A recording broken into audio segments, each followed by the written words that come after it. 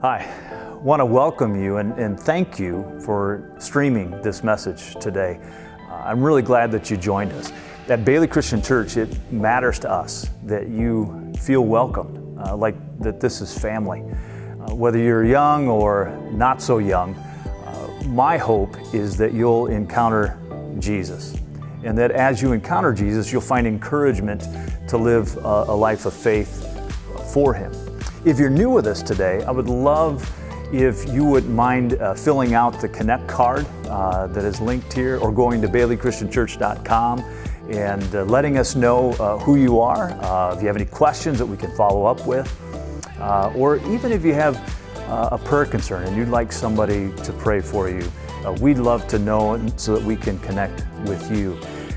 If you're in the area sometime, in the Bailey area, we'd love to have you join us in person. And the reason I invite you into that is because we're called not just to experience a message, but actually to live a life of faith in the context of community. And so we'd love for you to be a part of what's happening here at Bailey. And if you want to know more about how you can get plugged in to what's happening here, again, go back to baileychristianchurch.com, check things out, and if we can help you, we would love to follow up with you as well. I hope today that you're blessed through this message.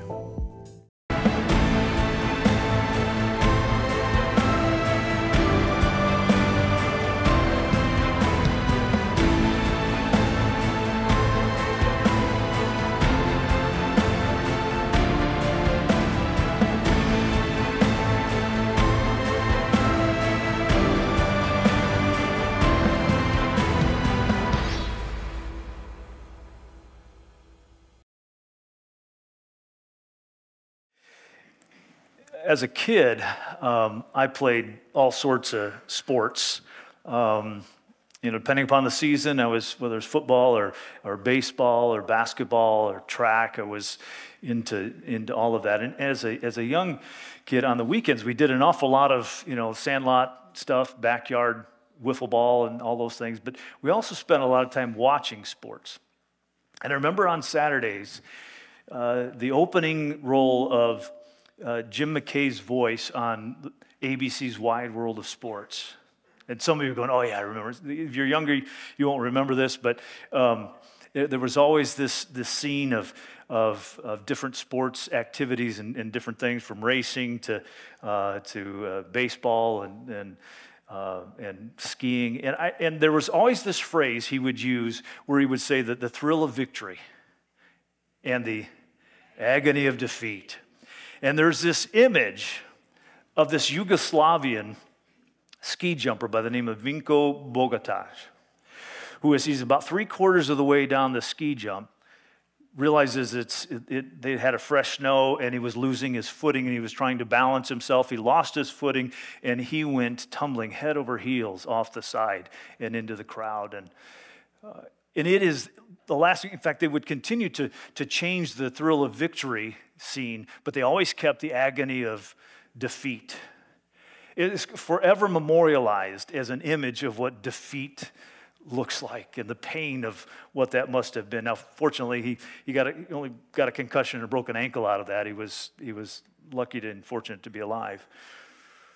But in Ezekiel, he does something similar, only he doesn't just use one image. He uses multiple images to portray Israel's defeat, Israel's failures, Israel's challenges and loss of faith. But he's going to draw on images that were very familiar to Israel.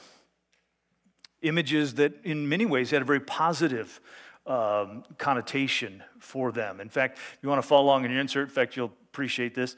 We're giving you the answers, so you can circle them or correct me to see if I actually my notes are accurate with these notes. That way you can pay attention fully. That was my mistake. But anyway, the first image he's going to use is that of a vine. And they were God's special vine. They were conveyed sometimes as a vineyard, the vineyard of God. And he cared for and tended them. And so it would be possible in their mind to think he would never abandon his vineyard. We're special. He chose us. The other image, and this is going to be far more intense, is that they are God's chosen people, his wife, the bride of God. Well, he would never divorce us. He would not do that. The third image is that of a planted cedar. God's planted dynasty of David, the cedar representing the kings and the rule of Israel. Well, we will always have someone on the throne. Didn't he promise that to David, that he would always have somebody, a descendant on his throne? But what Israel seems to have neglected or forgotten is that they had signed a contract, so to speak, or a covenant with God.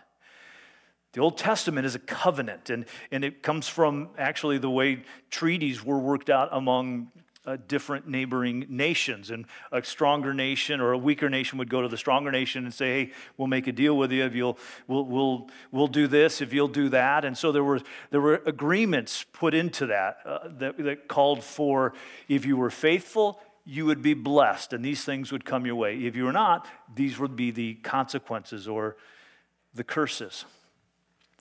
You see, this isn't new, because about 800 years or so earlier, prior to this, Moses had reminded them, Moses had, on behalf of God, put a covenant between God and his people, and they signed it. God agreed to it, they agreed to it. And so if you look at Deuteronomy chapter 28, the beginning of that chapter are the blessings. If you're faithful, I'll bless your crops, I'll bless your descendants, I'll bless you in the city, in the rural area. I mean, I'll bless you everywhere. I'll protect you from plague and all of this. But if you don't, the opposite of that will be true. And there's a long list of curses, but I want you to take a look at Deuteronomy 28, verse 49 and following. This is part of the agreement they had with God and the relationship that God had set aside. So the 10 Commandments and all those things are part of this covenant. And the Lord, it says, will bring a nation against you from far away, from the ends of the earth, like an eagle swooping down, a nation whose language you will not understand, a fierce-looking nation without respect for the old or pity for the young. They will devour the young of your livestock and the crops of your land until you are destroyed. They will leave you no grain, new wine or olive oil, nor any calves of your herds or lambs of your flocks until you are ruined. They will lay siege to all the cities throughout your land until the high fortified walls in which you trust fall down. They will besiege all the cities throughout the land the Lord your God is giving you. Well, that time has come. In fact, it had already come for the northern portion, the northern 10 tribes, what was known as Israel, and Samaria was the capital, and Judah would have been to the south where Jerusalem was. God had already brought Assyria in 100 years or more before this, and had taken them out earlier because they sinned greater, faster. Now the time is coming for the southern kingdom, for Judah, for Jerusalem. And he's trying to get their attention. He had for hundreds of years been sending prophets to warn them, get right with God, do justice to people, care for the poor, care for the orphan and the widows, care for the foreigners in your midst. But now he's using Ezekiel, but in a very profound way. It's as if God is saying, what's it going to take for you to wake up? And these are the people in exile. He said, what's it going to take up for you to realize that this is not going to end well? And so God gives Ezekiel some sign acts, charades that he does, that he acts out the prophecy, the message, in order to help teach them and for them to understand exactly what God is going to do. But now, so I just want to give you a little warning, he gets graphic. If you've read chapters 15, 16 in particular, 17, but in particular 16, it's graphic. It would have been hard for their ears. It must have been hard for Ezekiel to say. We don't talk like that. And yet God is saying, this is what it's going to take in order for you to wake up and to see what is coming your way. So let's take a look at three images, three analogies, and there are allegories as well, different ways of describing this, but three images in particular that stand out to say this is what's happening, this is Israel, and this is what God is trying to say. So the first is this: they are the useless vine They're not this great, strong vine that's producing just gobs and gobs of fruit and blessing, but they are useless. In fact, in chapter 15, verse 1, the word of the Lord came to me, Son of man, how is the wood of a vine different from that of a branch, from any of the trees in the forest?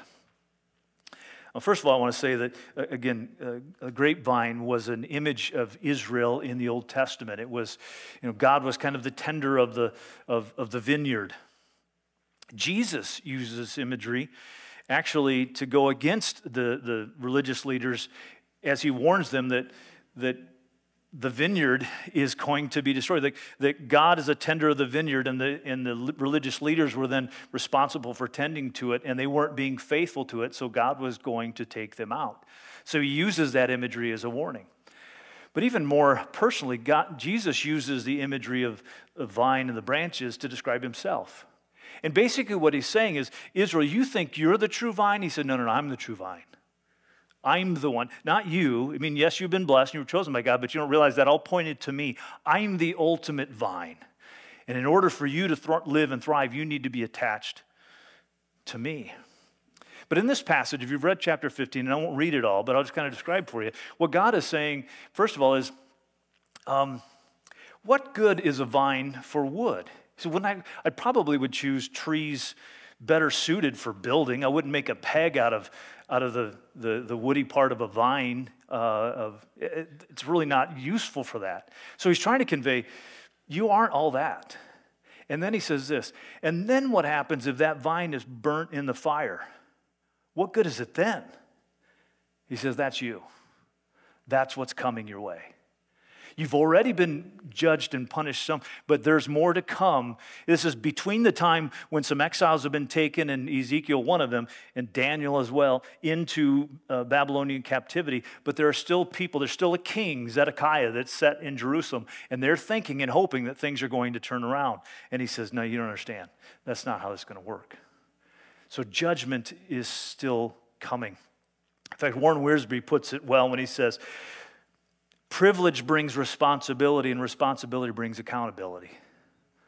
And so God is saying there's a price to pay for the special relationship that you have with me and the faithfulness that you agreed to, that I called to you. I'm going to be faithful to you, but when you are unfaithful, there are consequences to that. Then he brings out a second image. And this section is going to be longer. That's chapter 16. In fact, I was reading over, so I'm going, man, 60 plus verses in one chapter. This is how do you condense this all into a sermon and include the other two chapters? So let's take a look at this, because this is really the heart of the message that God is getting through Ezekiel in these chapters. Israel is the unfaithful wife. But he kind of walks through the story to the wife part. And he starts with Israel as an abandoned baby. Look at chapter 16, beginning in verse 1. The word of the Lord came to me, Son of man, confront Jerusalem with their detestable practices and say, this is what the sovereign Lord says to Jerusalem. Your ancestry and birth were in the land of the Canaanites. Your father was an Amorite and your mother a Hittite. It's kind of like saying, your mom is these are mama things. I mean, these are, how dare you say that about my mom? And what God is saying is, I know you think you're all that, but actually, the land of Canaan, the Canaanites were a part of this territory.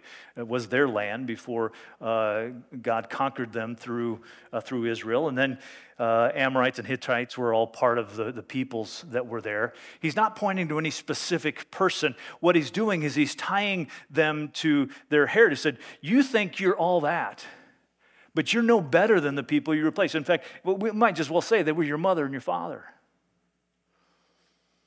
On the day that you were born, your cord was not cut, nor were you washed with water to make you clean, nor were you rubbed with salt or wrapped in cloths. No one looked on you with pity or had compassion enough to do any of these things for you. Rather, you were thrown out into the open field, for on the day that you were born, you were despised. In the ancient world, it was not uncommon to see exposure of children. That was their form of abortion. Infanticide. Often it would be little girls because if a family is trying to provide, they need workers in the fields, it's going to be boys. And the same thing is true even in places like India, even still today, where you have, because the cost that a baby girl is going to be eventually with a dowry and so forth, they might be exposed to the elements. So this image here is they're laying in their afterbirth. The umbilical cord is yet to be cut. They haven't been cleaned and washed kind of in an ancient way with salt and wrapped in cloths. They've just been abandoned, set out to the elements to die. And then verse 6, and then I passed by, and I saw you kicking about in your blood. And as you lay there in your blood, I said to you, live. These are God's words to Israel, live. I'm giving you life. And I made you grow like a plant of the field. You grew and developed and entered puberty. Your breasts had formed and your hair had grown, yet you were stark naked. These are very kind of graphic details that God is trying to draw their attention. He's trying to capture their attention through Ezekiel. Say, please listen closely to what I'm going to say to you. And here's what God is saying. You think you're special, but you're no better than the nations you despise. In fact, you have some of the same characteristics. In other words, you have no claim on God except for His grace in choosing you. In fact, you were even rejected by your parents. So God is trying to capture their attention and say, you aren't special because of you, you're special because of me. Let me just pause here for a second. That's God's message to you too, and to me. You are not saved and special just because you're you. You're saved and special because God gives you value. You are made in His image. All the gifts that you have that are good come down from Him. And so He's the provider of those things. And it's very easy, and we're going to see this with Israel, is that they will begin to take, and sometimes we do too, we do think we're all that. We do think that we've produced these abilities. And God is trying to remind them and us today that comes from Him. The second move in this chapter is that Israel is viewed as a queen bride of God. He rescues them as a baby, left to die, rejected, and will grow to be a queen. Verse 8, later I passed by, and when I looked at you and saw that you were old enough for love, I spread the corner of my garment over you and covered your naked body. I gave you my solemn oath and entered into a covenant with you, declares the sovereign Lord, and you became mine. If you've ever read through the book of Ruth, a short book in the Old Testament, beautiful love story, Ruth goes to the threshing floor of Boaz. Boaz is a kinsman redeemer, the one who can redeem them and can take care of that family because all the men in the family have died. And Naomi says, I want you to go to the threshing floor when it's late, nobody's around. And basically what Ruth does is she proposes to Boaz. He wakes up in the middle of the night, sees her there at his feet, and she says, spread the corner of your garment over me. That's a proposal. And so this image here is of God proposing wedding Israel. He washes her, and it goes on to say, I anointed you with ointments and gave you an embroidered dress and sandals and jewelry and gold.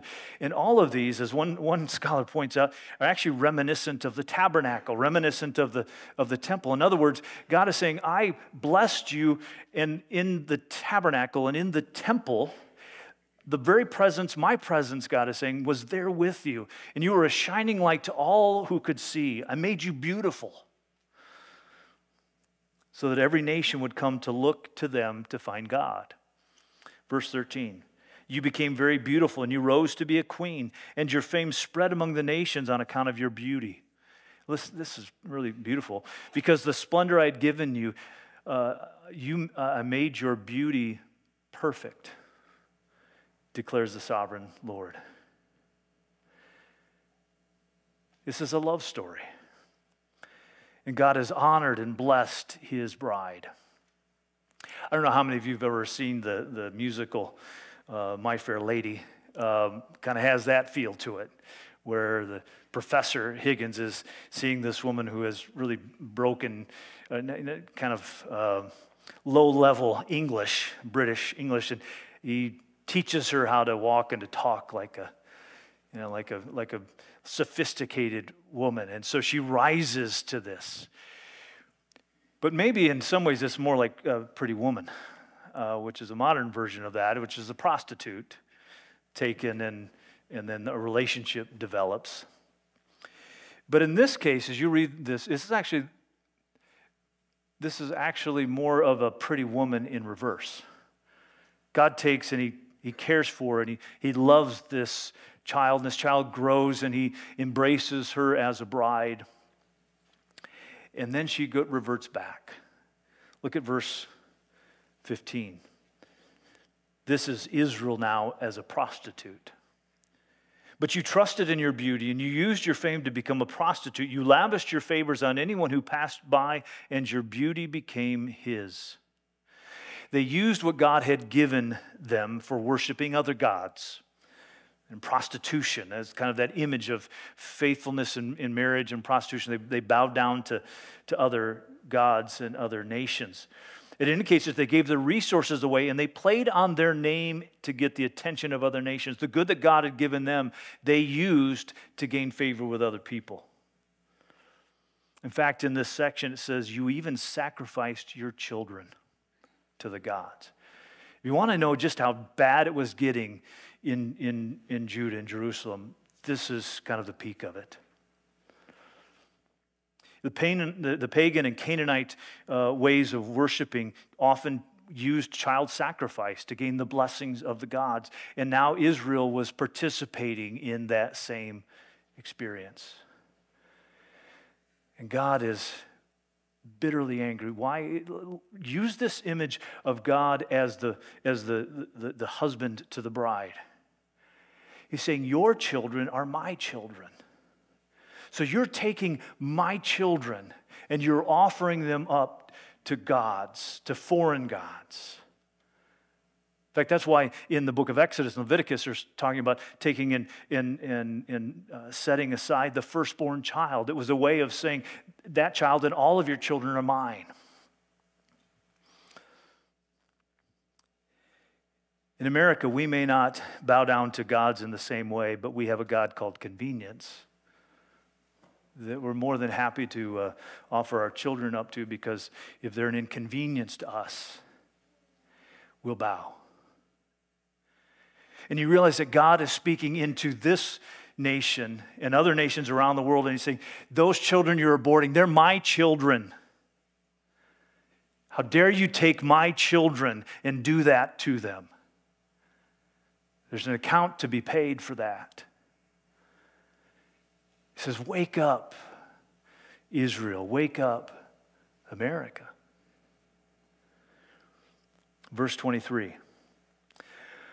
Woe, woe to you, declares the sovereign Lord. In addition to all your other wickedness, you built a mound for yourself and you made a lofty shrine in every public square. The image he's giving is of setting up little shrines of worship in various places. And usually in the pagan world, when worship was involved to these pagan gods and goddesses, it involved prostitution. It involved temple prostitutes who would reenact fertility rites in order to get the attention of the gods.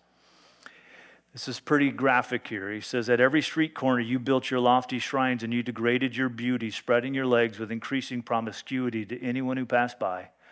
You engaged in prostitution with the Egyptians, your neighbors, with large genitals, and aroused my anger with your increasing promiscuity.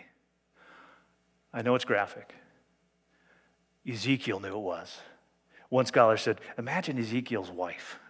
Going, dude, I mean, you've been messing, you're putting holes in our walls, you've been doing all this other stuff, and everybody's coming here, and you're talking like that. You talk like a sailor. Where did you get that language? And God is saying, are you listening yet? This is serious stuff. I want you to pay attention. It was intentional to grab their attention, and as a result, this passage says God reduced their territory. He began to try to get their attention by by allowing the Philistines and the Assyrians and the Babylonians, the lovers that they had bowed down to and given their stuff and trust to show them that they were so insatiably hungry. It wasn't enough, and then they kept doing it more and more. Look at verse 32. You adulterous wife, you prefer strangers to your own husband. All prostitutes receive gifts, but you give gifts to all your lovers, bribing them to come to you from everywhere for your illicit favors. So in your prostitution, you are the opposite of others. No one runs after you for your favors. You are the very opposite, for you give payment and none is given to you.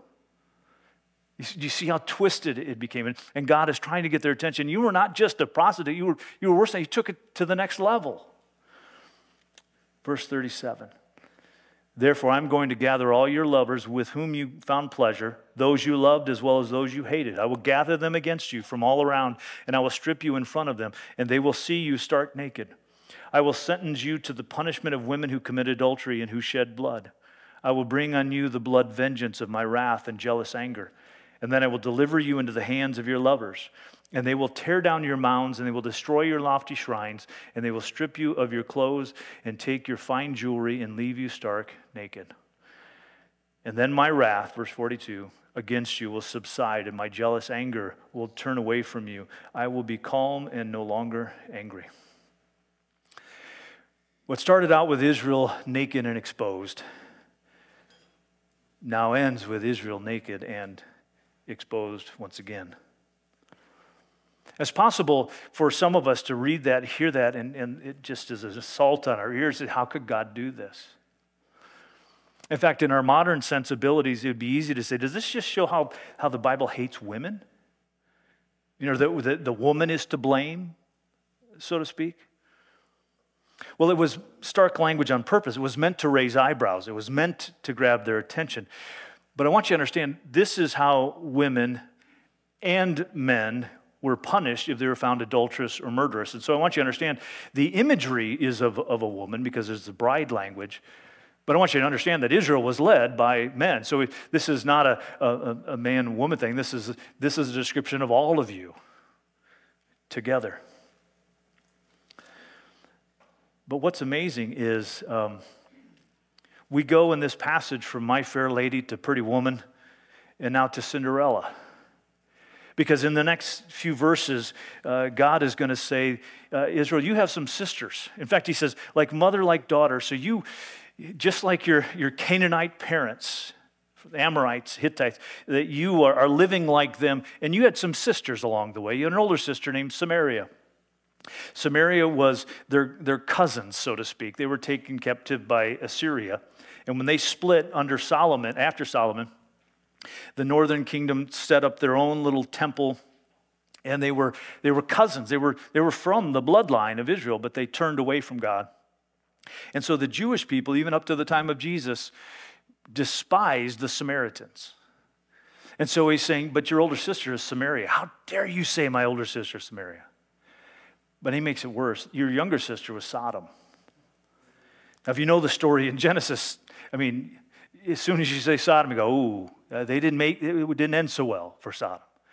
But what you're going to see is that while they despise Samaria and Sodom, God is going to say, you're worse than them. You make them look righteous. Verse 51, Samaria did not commit half the sins you did. You have done more detestable things than they and have made your sisters seem righteous by all these things that you have done. God's not happy. Now, he's not saying Sodom's not so bad now, or Samaria's not so bad. He's saying by comparison, I want you to understand how I'm seeing you. But here's what's cool about Ezekiel. Here's what's cool about the broad story, the long and short of God's story, is that it doesn't end in judgment. It ends with that restoration. God promises Israel restoration. Verse 53. However, I will restore the fortunes of Sodom and her daughters and of Samaria and her daughters, which is a fascinating thing to think that they're going to be lumped in with this, and your fortunes along with them, so that you may bear your disgrace and be ashamed of all you have done in giving them comfort. What he's going to say is, I'm actually going to, in the midst of this, extend my grace beyond Israel. as partly to show you that it wasn't about you.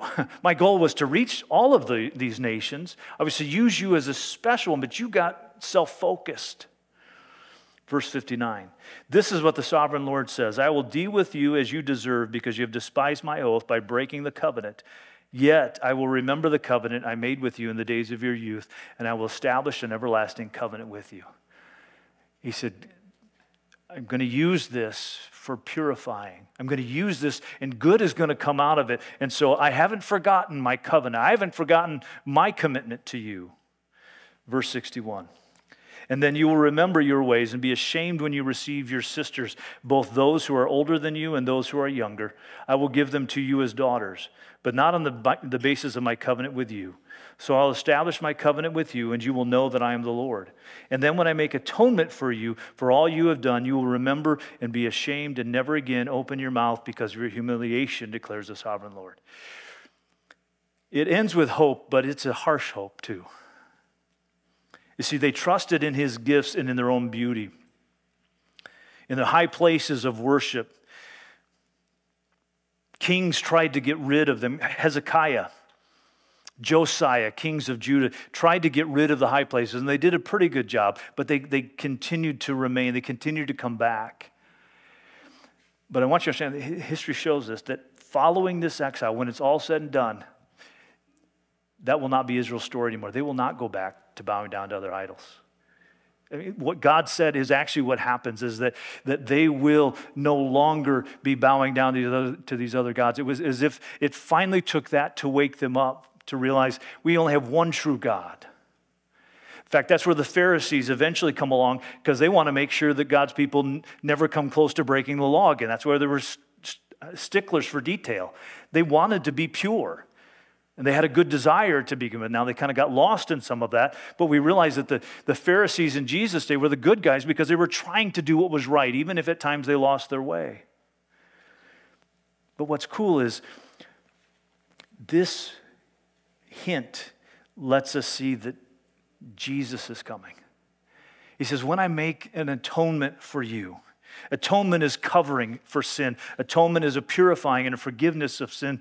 And though they wouldn't have had an idea what that looked like, there's a day that's going to come in which God is going to make atonement, not only for Israel, but for all nations, even Sodom and Samaria, for nations that are broken, that are nations that are not called his chosen people, will be potentially included as they come to faith. But then he says this, I want you to remember and be ashamed. That is, that they will know it was because of God and not themselves. They'll be reminded of their unfaithfulness, and that will keep them humble. And that continues to the day of Jesus. Let's take a look at some key reflections here from this passage. Christopher Wright points out, he's got a great heart for a missionary mindset, and he talks about God choosing Israel to be his missionary to the world. His desire in choosing them and giving them all these blessings and these rich garments and so forth, like the tabernacle and the temple, was to be a city on a hill calling all nations to them. The goal then was that Israel would be a witness to enhance God's greatness, to make his name great. The problem was, they turned that beauty on themselves. They tried to enhance their name, tried to trade on God's name for their own purposes. But the church's purpose is the same. The church's purpose is to make God's name famous. It's not about making my name famous. It's not about making Bailey's name famous, which it's hard to imagine that it's impossible, you know. It's not about making any one ministry, or we're not making our country famous. It's about making the name of God famous. God warned Israel before they entered the promised land. It's going to be very easy for you to say to yourself, my power and the strength of my hands have produced this wealth for me, in Deuteronomy 8. But remember the Lord your God, for it is he who gives you the ability to produce wealth, and so confirms his covenant, which he swore to your ancestors as it is today.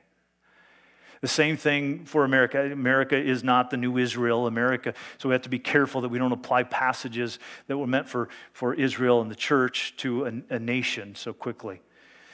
On the other hand, a nation that starts out with a desire, generally speaking, to be faithful to God and weaves that into its statements and its declarations, when it wanders away from that, when it moves away from that and forgets and thinks that we did all of this, you didn't build that. Well, the truth is you didn't build that, God did. But there's this sense in which, well, we really did build it. We individually did. And God is saying, no, you've forgotten me. The same is true for us. God's gracious choice of us is by His will and not by ours. Well, let's move quickly to the third chapter. I know there's a lot of material, but I want to get through to the end here. There are two eagles in the shoots of a tree. Two eagles in the shoots of a tree. Chapter 17, verse 1. The word of the Lord came to me, Son of man, set forth an allegory and tell it to the Israelites as a parable. And so he says this large eagle swoops in and it comes to this cedar tree and it takes a shoot from the tree and it plants it in another land. He goes on to explain, he talks about Lebanon, because Lebanon was known for its big cedar trees, and Lebanon here actually is Jerusalem in this image. And the eagle is Nebuchadnezzar, the Babylonian king. And he takes the king of Israel, or king of Judah, by the name of Jehoiakim, and he plants him in Babylon. But then another eagle comes along that he identifies as Egypt.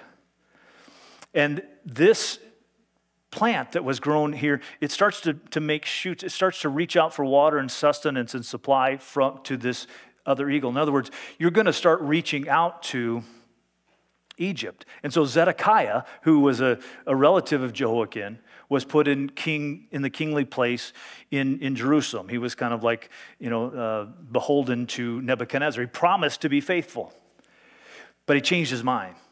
And he reached back to Egypt in hopes of gathering Egypt's support in order to break away from Babylon. God had already warned them, don't go back to Egypt, don't go back to Egypt, but they did. And so because of that, God says there's going to be a price to pay. He said, Israel will become and has become so weak and vulnerable, a shell of its former self, it won't take much to pull that root up now. And so what he's telling him is, you need to understand this massive, beautiful, stately tree is no more than a shoot, no more than a vine, and it's going to be pulled up.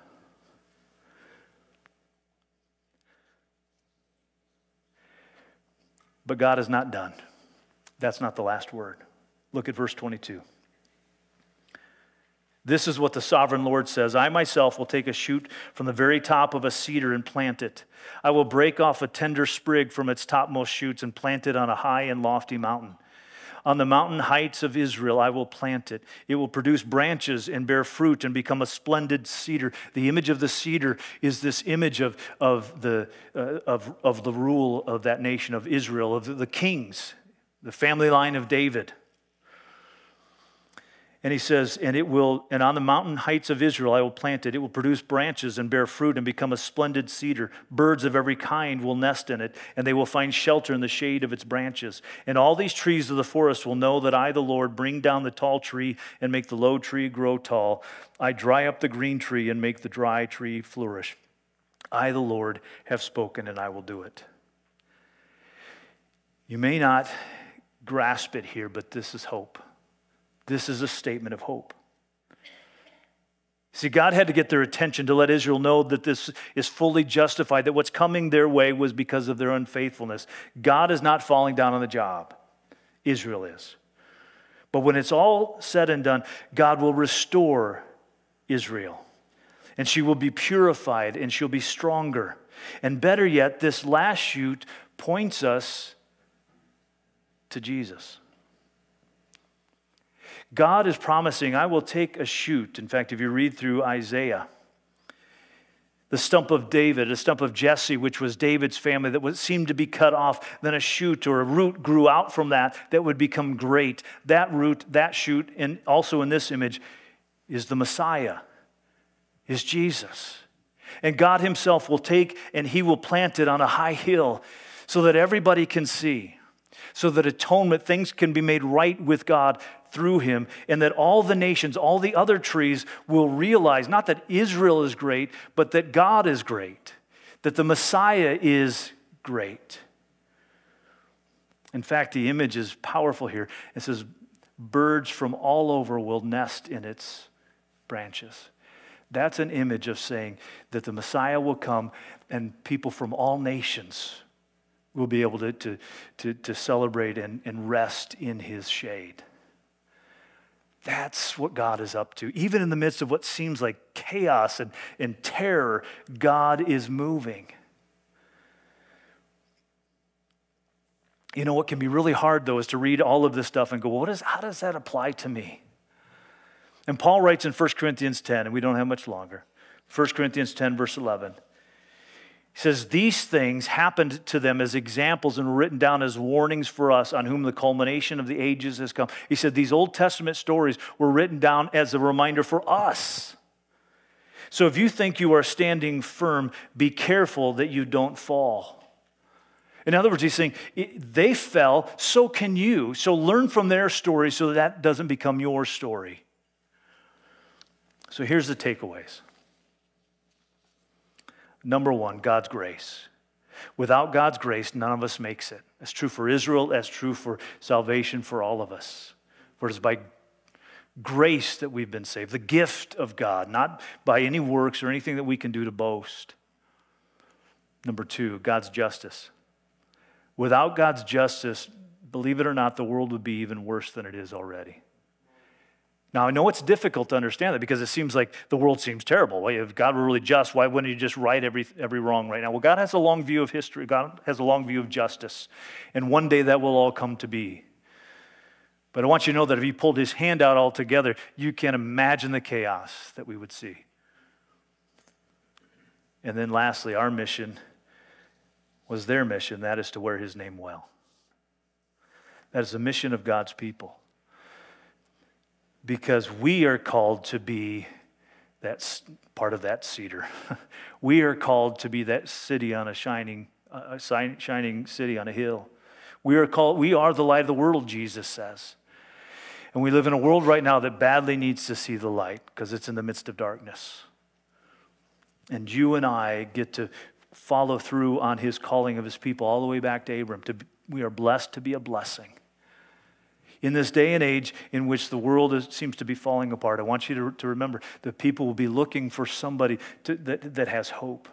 That people will be looking for somebody who is faithful, who has a direction, who knows the God, who knows the answers, who is the answer. I want to just cause you to realize you are called to be a part of that. You are invited to be a part of that. This morning, as we come to communion, it is one of our ways in which we make a declaration to each other to remember that we're part of that. See, communion is a sharing in the broken body of Jesus and the spilled blood on the cross. And sometimes people think of it simply as kind of like superfood, that they get energy to live spiritually for the week. And that's not altogether untrue, is that it is an opportunity to get spiritually connected with Jesus all over again. My hope is that we're spiritually connected already. But there's another part of that. The idea of communion is that we're declaring to one another that we are in this together, that we believe this to be true, that you are not alone. So this is a shared meal, a shared statement. And so this morning, as we share with Jesus, we share with each other that we are in this together by his grace. Let's pray. Jesus, as we come to communion, we thank you for your faithfulness, that even when we are faithless, that you are still full of faith. And in this moment, we recognize the grace, the invitation that you've given us to sit at the table. And so we thank you for that. It's not by anything that we have done, but I pray that this will be a reminder to all of us that we're in this together. We're not alone. More importantly, that your Spirit is in the midst of this and reminding us that more than just the fact that we are part of a team and a family, that it is our Father who makes it possible. And so I pray, Lord, as we come right now, please, if there's any sin between us, we pray that you would cleanse us. Pray that our attention would be given fully to you, and that as we look at Jesus, that we would walk away looking more like him. We pray in Jesus' name. Amen.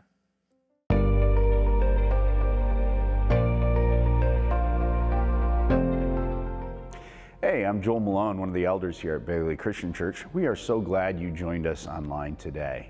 Thank you for streaming on whatever platform you're using. Just remember to drop us a note and let us know that you are here and watching, and we would love to have you visit us in person sometime. Our doors are always open. If you have any needs or prayer concerns, just go to our website and check us out there, send us a message, and we'd be happy to be in contact with you. Have a great week.